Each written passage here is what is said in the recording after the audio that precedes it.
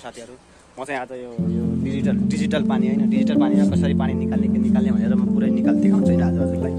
यो पहिला आफूसँग सङ्कट हुनुपर्छ, यस्तो है सानो चिल्लर हुनुपर्छ होइन।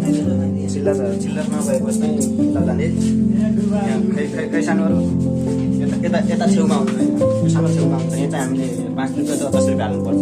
यहाँ हालेपछि यहाँबाट चिल्लर दिन्छ हामीलाई। मसँग अलरेडी चिल्लर दिन्छ। त्यसपछि कपको लागि एउटा कपको लागि यो चाहिँ कपको लागि हाम्रो पानीको लागि आइ तिमीहरूको पानी निकाल्नु तिमीहरू पानी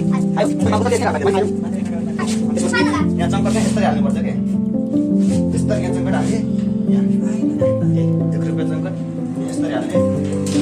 अनि यहाँबाट पकाउँछ।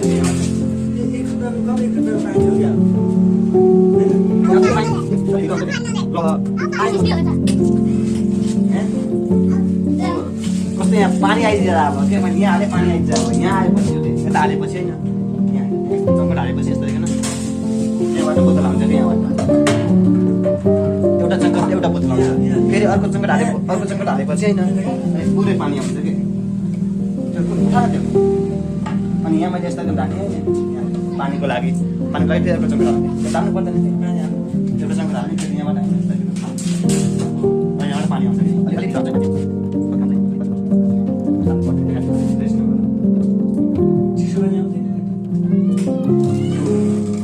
यस्तो पानी आउँछ कि त्यसरी नै पानी निकाल्नु पऱ्यो क्या। अब हजुरलाई 5 रुपियाँ 10 रुपियाँ भएपछि मस्तै पानी खान्छ।